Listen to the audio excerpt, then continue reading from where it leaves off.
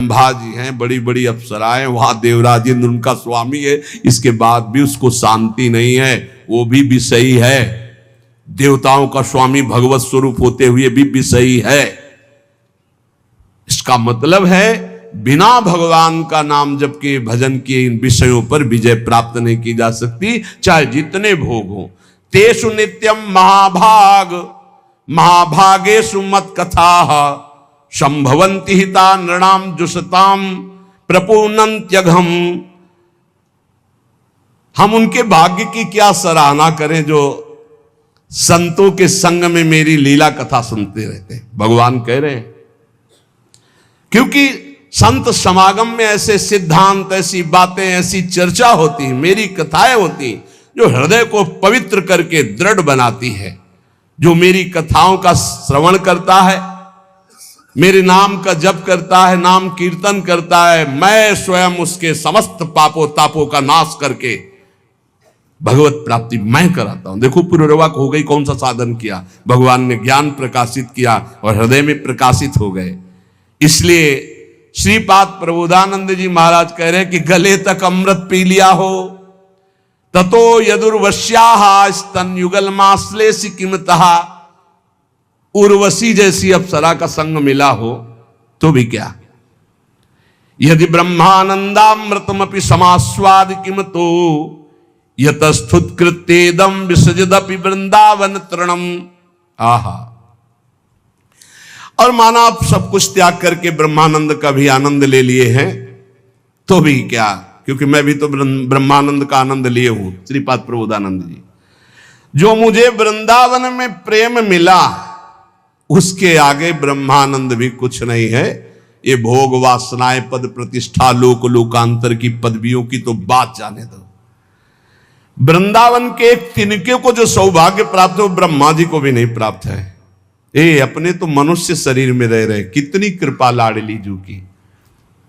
इसलिए न तापा साधुना मृकृतिषु तथा साधु कृतिषु प्रकंपा काला हे रपि नहीं नवा देह दलने प्रहर्षो ना ब्रह्माद्यदि कवि भवे नापि परमामृत ब्रह्मानंदे समधिगत वृंदावन भुआ। जिन्होंने वृंदावन भूमि का अखंड वास स्वीकार कर लिया, सब कुछ हो गया। ध्यान से सुन लियो। अरे हमसे ये नहीं बनता, हमसे वो नहीं बनता, पता नहीं हम चल पाएंगे कि नहीं चल। जिनको वृंदावन का अखंड वास मिल गया, मेरी लाडली जू की चरण शरण में रह रहे हैं, बेपरवाह हो जाओ। बेपरवाह का मतलब ये नहीं कि तुम पापाचरण करो, तुम अब अपने कल्याण की चिंता मत करो, अब चिंतन करो, जितना बने नाम जप करो। जब जागे तब प्रिया भजे नहीं सोवे पांव पसार। अपनी कुछ दिनचर्या ऐसी रखो, भरोसे में आनंद पूर्वक रहो। हमारी प्रिया जो बहुत कृपालु है, बहुत करुणामयी है, जिसको सत्पुरुषों का संग मिल गया उसे काल रूपी सर्प का भी भय नहीं रहता। कहीं ना कहीं आपको सत्संग प्राप्त हो रहा है, ये बहुत बड़ी बात है। रोज ब्रह्म मुहूर्त वेला में भागवतिक शब्द, भागवतिक सिद्धांत पढ़ रहे हैं।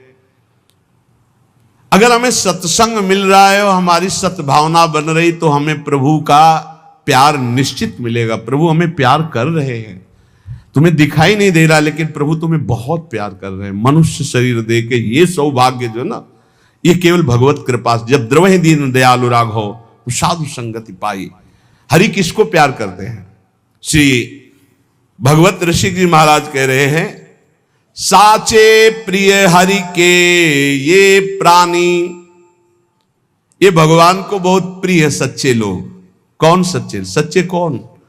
बोले जो लोभ रहित, छल रहित, दयानिधि, सब ही के सुखदानी, साचे प्रिय हरि के ये प्राणी। वही व्यक्ति हमारे प्रभु श्री हरि को बहुत प्यारा लगता है जिसने धन का लोभ छोड़ दिया है। काम कैसे चलेगा? धन का लोभ। धन कमाइए, मेहनत से कमाइए, धर्मपूर्वक कमाइए, लोभ रखोगे तो पाप कर लोगे, लोभ रहित होकर धर्म कमाओगे तो पुण्यमय धर्म, धर्ममय धन, लाभमय धन, सुखमय धन होगा। मान लीजिए, प्रार्थना मान लीजिए, लोभ रख के धन कमाओगे तो पाप जरूर बनेगा। ये लोभ ही पाप की जड़ है। पाप किसका होता है? जिसके हृदय में धन का लोभ होता है। तुम्हें इतने रुपए देंगे, इसको ऐसा कर दो, आप कर देंगे। रुपए का लोभ है। रुपए का लोभ है तो आप नहीं देखेंगे किसको क्या पीड़ा हो रही है, आप चोरी, हिंसा, जो चाहेंगे। ये लोभ रहित, धन का लोभ ना रखते हुए धर्म पूर्वक धन कमाते हुए गृहस्थी में परिवार की सेवा करें, और विरक्ति में तो भगवान के भरोसे जब जैसे चाहा। अवधूत दत्तात्रेय जी से महाराज यदु पूछते हैं कि आप तो बहुत हष्टपुष्ट और स्वस्थ हैं। हष्टपुष्ट स्वस्थ होने का मतलब है आप विषय सेवन करते हैं, अच्छे अच्छे पदार्थ खाते हैं, क्योंकि बिना पदार्थ खाए आपका शरीर पुष्ट नहीं हो सकता। और पदार्थ कर्म से प्राप्त होते हैं, और आप कर्म करते नहीं, पड़े रहते हैं, तो मुझे संशय है। तब जो अवधूत जी ने बताया कि कभी महलों में मुझे सुंदर पलंगों पे और सुंदर 56 भोग पाने को मिलते हैं, मुझे कोई हर्ष नहीं होता, गर्व नहीं होता।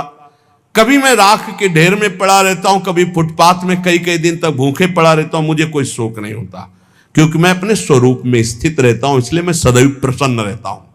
ब्रह्मभूता प्रसन्ना, मैं प्रसन्न रहता हूं, इसलिए शरीर स्वस्थ है, ना कि भोगों से। मैं अपने स्वरूप में स्थित रहता हूं, इसलिए मुझे कोई कर्म करने की आवश्यकता नहीं। शरीर के प्रारब्ध अनुसार कभी इसको मान मिलता, कभी अपमान मिलता, कभी सुंदर भोग मिलते, कभी फुटपाथ में पड़ा रहता, इससे मेरा कोई संबंध नहीं रहता।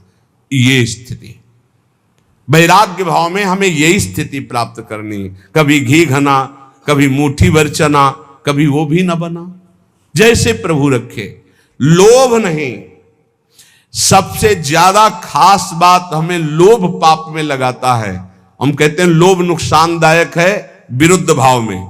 नाम जप का लोभ रखो, वो 20,000 जपते हम 30,000 जपेंगे, वो 8 घंटे जपते हम 10 घंटे जपेंगे, रात्रि में सब सोते हैं, हम कम सो के खूब नाम जप करें, ये ले लोभ। वो एक बार चतुरासी जी का पाठ करते हम 2 बार करेंगे। लोभ बढ़ाओ, भगवत चरणारविंद के प्रति लोभ बढ़ाओ, ये लोभ सार्थक हो जाएगा, संसार के प्रति नहीं। लोभ रहित, छल रहित, किसी के साथ कपट का व्यवहार ना करो। पता नहीं क्यों कपट का व्यवहार करना सुखद लगता है।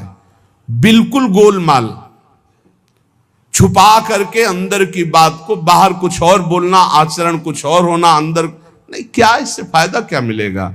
सर्वात्मा भगवान तो सब जानते। सीधी बात करना, सीधी जो हृदय में चल रही वही वाणी में, वही आचरण में। हम नीच है तो नीच है, अच्छे हैं तो अच्छे हैं, तो सुधार हो जाएगा। ऊपर से पॉलिश करके जब सुनार के पास ले जाओगे ना, तो 1 मिनट में पहचान जाएगा कि स्वर्ण की पॉलिश है, ये स्वर्ण नहीं है। छल रहित, कपट रहित। भगवान कह रहे मोह कपट छल छिद्र न भावा, नहीं अच्छा लगता। यहां कह रहे हरि को कौन से प्राणी प्रिय? जो लोभ रहित, छल रहित, दया निधि, दूसरों को सुख देने की भावना, सब ही के सुखदानी, दूसरों को सुख देने की भावना भगवान को प्रसन्न करने का बहुत बढ़िया उपाय है। कभी कोई प्यासा, लूला, लंगड़ा, कैसी परिस्थिति में भगवान तुम्हें सेवा का अवसर दे रहे हो, तो जानना मेरे नारायण भगवान इस रूप में आए हैं और सेवा का अवसर दे रहे। तो अपना काम रोक करके उनकी जरूर सेवा कर देना, उनका जरूर सहयोग कर देना। प्यास मिटाना, भोजन पवाना, औषधि दिलाना, वस्त्र पहना देना, ऐसी सुविधा दे देना। 4 लोग मिलकर करो, ना अकेले कर सको। कोई ऐसा बीमार मिल जाए, कोई ऐसा, उसको वास की व्यवस्था, भोजन की व्यवस्था, औषधि की व्यवस्था भगवान देखता है, बहुत प्रसन्न हो जाएगा। ये बात पूज्य भाई जी में पाई गई। एक दिन एक फुटपाथ में आदमी मिला जो बहुत कफ आसपास थूके हुए ऐसे। भाई जी नजदीक गए, भाई तुम्हारी ऐसी परिस्थिति, कोई सेवा करने आया हूं। कहा नहीं, घर वालों ने निकाल दिया, कोई औषधि, पैसा ही नहीं, रहोगे कहां? फुटपाथ में पड़ा। क्या परेशानी? बोले टीबी, भयंकर टीबी। टीबी का नाम सुनते ही लोग कांप जाते कि कहीं ना कहीं संक्रामक रोग हमारे न चल। भाई जी उसे गोदी में उठवा के ले गए। स्वयं ड्यूटी में लगे, इतने घंटे मैं सेवा करूं, इतने घंटे। तो कोई मास्क और दस्ताना पहनकर सेवा में जाते, भाई जी ऐसे जाते। भाई जी से प्रार्थना की संक्रामक रोग है, आपको लग जाएगा। भाई जी ने कहा आप रोगी देखते हो, मैं श्री कृष्ण देखता हूं, मुझे श्री कृष्ण लगेंगे, रोग नहीं। तुम्हें रोगी दिखाई देता है इसलिए तुम जरूर पहनो, मुझे श्री कृष्ण दिखाई देते, मैं अपने श्री कृष्ण की सेवा करने जाता हूं। ये सच्ची बात है कि जिसने पर सेवा का भाव ले लिया उसे बहुत सुख मिलता है, बहुत सुख मिलता है। हम चाहेंगे ऐसा कि आप लोगों के जीवन में कभी भगवान ऐसा अवसर दे कि कोई किसी की सोच उठानी पड़े, कपड़े धोने पड़े, और ऐसी सेवा में आप आनंदित होकर कर ले, फिर आप देखना आपके जीवन की धारा बदल जाएगी। विश्वास मानना, साधना तपस्या एक तरफ, और किसी एक बार ऐसे की असहाय की सेवा जो भगवान ने तुम्हें दी हो, ढूंढने की जरूरत नहीं, अचानक भगवान ने दी, आप उठा ले जाओ अस्पताल में, उनकी औषधि कराओ, अपने घर ले आओ, उनको स्वस्थ करो, कपड़ा लत्ता पहनाओ, 100-200 रुपया दो, जाओ भाई जहां जाना हो, तुम्हारी जहां व्यवस्था हो, इतना जरूर कर दो, जरूर। जब तक असहाय असमर्थ अवस्था है, कोई वृद्ध है, कोई ऐसा है, जरूर सेवा करनी चाहिए। बोले दयानिधि सबही के सुखदानी। अब आगे कह रहे कि अगर ऐसे सदगुरु की प्राप्ति हो जाए तो भगवत प्राप्ति देर नहीं लगती। निष्प्रेही गुरु भजन परायण, सो शिष्य पार उतारे, ज्यो नारद ऋषि व्यास उबारे, बूढ़त बहु जल दारे।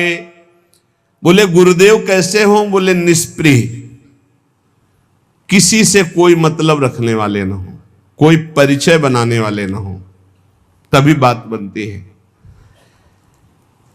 पोजीशन देख करके, संपत्ति देख करके, सुख वासना की बात देख करके यदि हम किसी को शिष्य भाव स्वीकार करते हैं तो उसके ऊपर भगवत भाव ना चढ़ेगा और ना हम उसका कल्याण कर पाएंगे, क्योंकि हमने उसकी भोग वस्तुएं देखी है और वो हम चाहते हैं कि रुपया दे दे, कपड़ा दे दे, अमुक भेंट दे दे, तो कभी शिष्य का कल्याण नहीं कर पाएगा वो गुरु।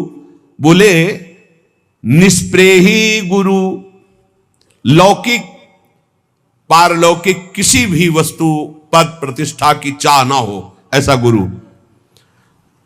भजन परायण, रात दिन प्रभु के चिंतन में लगा हो। बोले ऐसा जब गुरु मिलता है तो चाहे जितना अधम शिष्य हो, निश्चित उसका उत्थान शुरू हो जाता है। उत्थान, रुपया पैसा, संसार की भोग सामग्री, नाना प्रकार के कुमार्गामी प्रवृत्तियां, सबको त्यागने का मन हो जाए और भगवान के पाने की इच्छा, यही उन्नति का दर्शन अपने अंदर है। हमारा परिवर्तन हो रहा है, संसार का राग छूट रहा है, भगवान प्यारे लग रहे हैं। निष्प्रेही गुरु भजन परायण, सो शिष्य पार उतारे, ज्यो नारद ऋषि व्यास उबारे, बूढ़त भौ जल धारे। महर्षि नारद जी ने जब चिंता में डूबते हुए व्यास जी को देखा तो कहा तुमने बहुत सब गान किया है, वेदों का विभाग किया, वेदों को सूक्ष्म रूप से महाभारत के रूप में गाया, एक बार केवल भगवत प्राप्ति के लिए कृष्ण चर्चा करो, केवल भगवत भक्ति की चर्चा करो, फिर देखो तुम्हें शांति मिल जाएगी। क्योंकि नारद जी के वचनों में भगवत प्रेम छुपा हुआ था। देवर्षि नारद जी के इशारे मात्र की जरूरत थी कि भगवान व्यास देव जी ने ये जो श्रीमद् भागवत पुराण रचा, इससे उनको शांति हुई। उनको स्वयं के लिए कोई अशांति नहीं थी, जगत का मंगल कैसे होगा, जगत के लोग भगवत प्राप्ति कैसे करेंगे।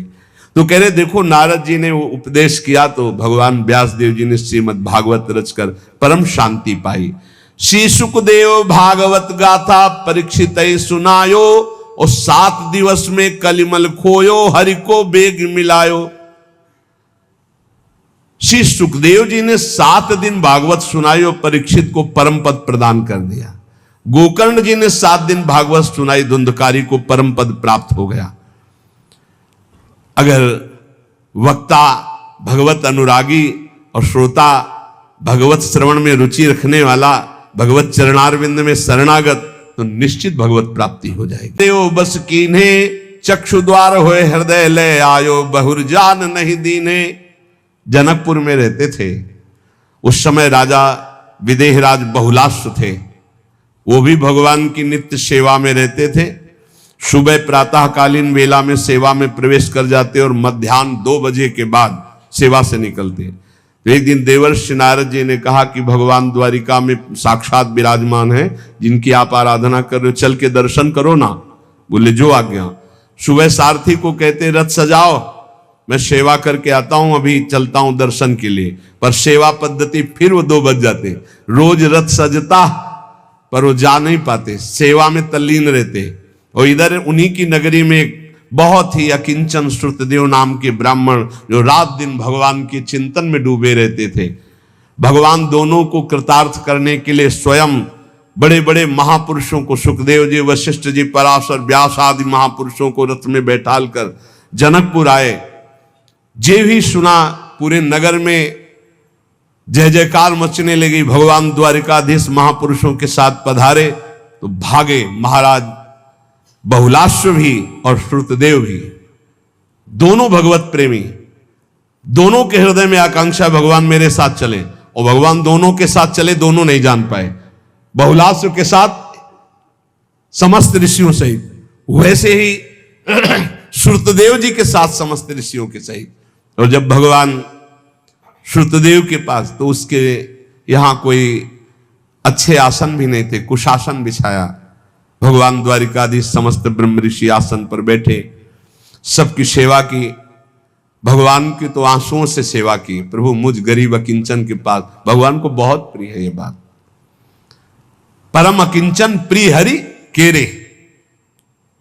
भगवान ने एक उपदेश किया, श्रुतदेव तुम्हारी सेवा बहुत उत्तम है, पर जैसी भावना तुमने हम में की वैसी हमारे भक्तों में नहीं की, इसलिए मेरी पूजा अधूरी रही। अब तुम पुनः पहले मेरे भक्तों की पूजा करो, क्योंकि सब तुमको कृतार्थ करने के लिए मेरे साथ आए हैं। भगवान ने ऐसा श्रुतदेव जी से कहा। श्रुतदेव जी ने जे ही भगवान के भक्तों की पुनः भाव से पूजा की, तो बाहर द्वारिकाधीश नहीं, अंदर द्वारिकाधीश। चक्षु द्वार होए हृदय ले आयो, बहुरी जान नहीं दीने। सदा सदा के लिए भगवान उनके हृदय मंदिर में प्रकाशित हो गए। नाच गाय गोपिन बस कीन्हे, नागर नंद किशोर। लोक वेद कुल कान न मानी, डारी ज्यों तृण तोर। सच्चे भाव से गोपीजनों ने, यद्यपि गोपीजनों की स्थिति बहुत ऊंची है, पति पुत्र परिवार घर में रहते हुए भगवान की ऐसी उत्तम अवस्था कोई भी एक वृत्ति नहीं है संसार में। ऐसी उच्च कोटि की अवस्था बड़े बड़े महापुरुषों ने नमन किया गोपीजनों को। क्या गोपीजन कौन सा ध्यान धरती, कौन सी आराधना करती, घर लिपना, धान कूटना, पुत्र को दुलार, पति को साफ सेवा, वैसे गृहस्थी वाली। लेकिन एक सेकंड भी कभी नाम जप नहीं रुका, कभी प्रभु का चिंतन नहीं छूटा। मुरारी पादार्पित चित्त वृत्ति, यही सबसे बड़ी बात हुई। भगवान इसी बात के लिए कह रहे, बड़े बड़े ऋषि मुनि योगी जन जिन मोह की बेड़ियों को नहीं तोड़ पाते, वो मोह की बेड़ियां तुम्हें बांध ही नहीं सकी। तुम सदैव मेरे अनुराग रंग में रंगी रही, मैं तुम्हारा ऋणी हूं।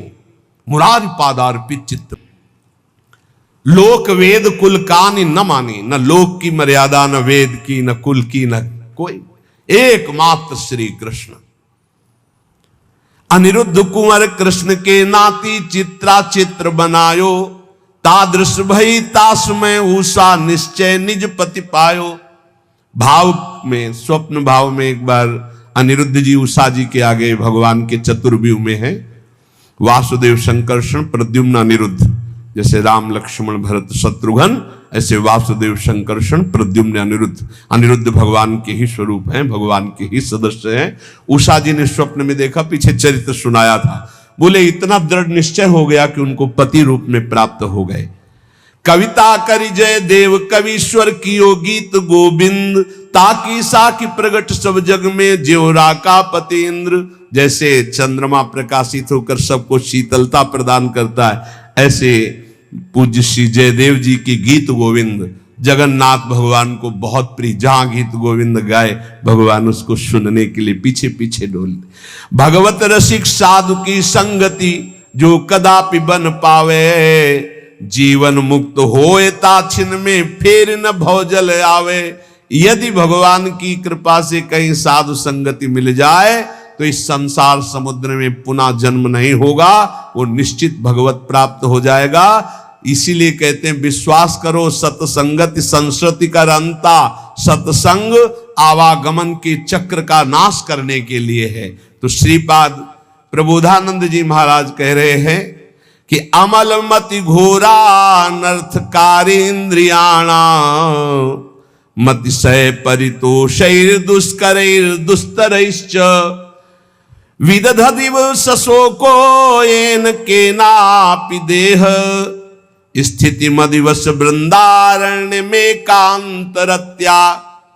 ये घोर अनर्थ करने वाली दुष्ट इंद्रियां, इनको कभी मित्र मत समझना मेरे भाई, ये फंसा देंगी।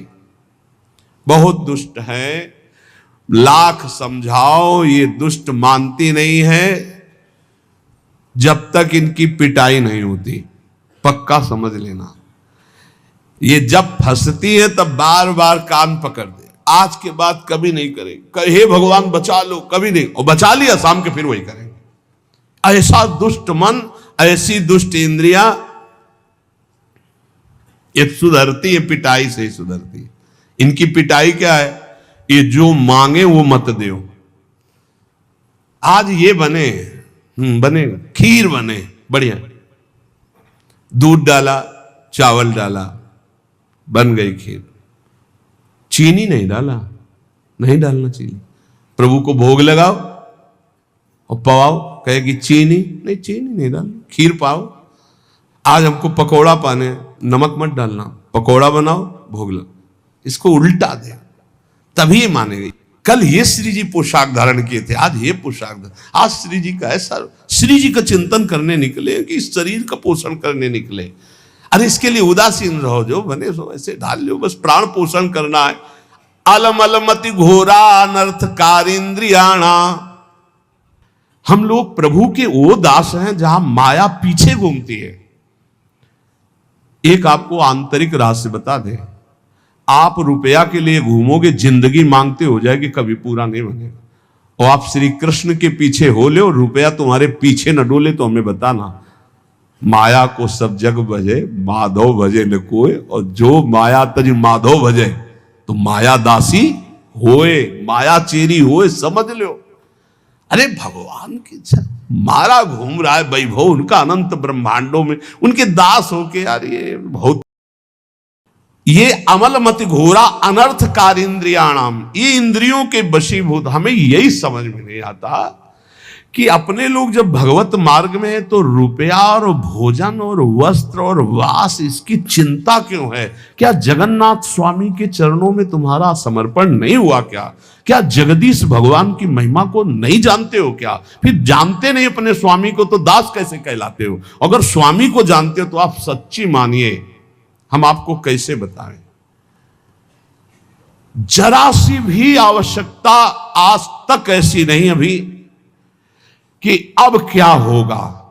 हमें चिंता नहीं करनी, बिल्कुल चिंता नहीं करनी। आप सबको हम बता रहे हैं, किसी को भी चिंता नहीं करनी। आपका पूरा भार प्रभु लिए, आप शरणागत है। आप इन छोटी छोटी बातों से हटिए, हर परिस्थिति में राजी रहिए। अगर हम इसमें राजी हैं तो सच्ची किसी दिन ये कट जाए, हम व्यवस्था ना कर पावे और फिर बैठ के सत्संग होए तो फिर देखो कितना आनंद आएगा। क्योंकि हम प्रभु के विधान में राजी रहना सीखे तो कम से कम और कोई ना सीख पावे ये बात तो अपने शरणागत तो सीख ले, अपने वैरागी जन तो सीख ले, अपने वैष्णव जन तो सीख ले कि जिसमें प्रभु हमें राजी रखे उसमें राजी रहे। आज बड़ी असंतुष्टता होती कि हम लोग व्यवस्था के लिए चिंतित हो जाएं, हम लोग अर्थ के लिए चिंतित हो जाएं, हम लोग अपनी सुविधा के लिए चिंतित हो जाएं, जो नहीं होना चाहिए। धैर्य पूर्वक रहो, इन इंद्रियों की चालबाजी से बचो। श्रीधाम वृंदावन में देह यात्रा का निर्वाह इष्ट देव के द्वारा होता है, किसी व्यक्ति वस्तु स्थान के द्वारा नहीं। निश्चिंत रहो, बेपरवाह रहो। एक हम आपको और बात बता दें अपनी तरफ से, जब तुम्हारे पास रसोई है तो सूखा भोजन आ जाता है। अगर रसोई बंद हो जाए तो, अगर बना ना आ जाए तो हमें बता देना। तुम भूखे बैठ के 12-1 बजे तक कीर्तन करो, रसोई में ताला लगवाओ, अगर बना बनाया भोजन ना जाए, कोई किसी से मत कुछ कहना, और सबका पेट ना भरने लगे तो हमको दूसरे दिन सत्संग में मत बैठालना कि यार तुम्हारी बात झूठी है। पक्का विश्वास है, तुम एक दिन भूखे नहीं रह सकते। पेट भरने के लिए शाम तक तुम्हारे पास बना बनाया भोजन आ जाएगा, बिना किसी के कहे। निश्चिंत रहो यार। एक बार वीर शिवाजी ने जाकर समर्थ गुरु स्वामी रामदास जी से कहा कि अकाल में खजाना खोल दिया, सब लुटा दिया, गुरुदेव आपकी कृपा से कोई भूखा नहीं रहा। बोले आओ चलते हैं। और एक बड़ा भारी शिला था, बोले मार इस पर। 3-4 शिला में तोड़वाया, हटाया, देखा बड़ा बढ़िया पुष्ट एक मेढक बैठा था। बोले शिवा, इसको किसने खवाया? इसको यहां तक तुम पहुंचे? बोले नहीं गुरुदेव। कितना पुष्ट है, किसने खवाया? बोले प्रभु ने। फिर क्यों कहता मैंने खजाना खोल दिया? वही तो देनहार है, चराचर जीव का भरण पोषण। अरे कैसे बताए, वैष्णव होकर अगर हमें चिंता रह जाए, मान लो जैसे लोगों को चिंता कि ऐसा के, बिल्कुल नहीं, या किसी को भी कोई चिंता नहीं। हमारी बात पर विश्वास कर लेना। अगर आप भगवान के शरणागत हो तो तुम्हारा व्यवहार भी कभी नहीं बिगड़ सकता। परमार्थ की तो बात जाने दो, मेरे हरि का ऐसा है। भाव को हमारे समझ लेना, बड़ा चमत्कार है शरणागति में। ये सत्संग केवल आपको पुष्ट करने के लिए होता है। आप कोई ऐसा लक्षण प्रकट मत करो जिससे संसारिकता आवे। आप कभी अविश्वास मत प्रकट करो जिससे अपने आराध्य देव का भरोसा डगमगाए। और इसी जन्म में लोक परलोक के सारे अनुभव आपको हो जाएंगे। केवल शरणागत रहो। ये मार्ग केवल अनन्यता से प्रभु के होने का है।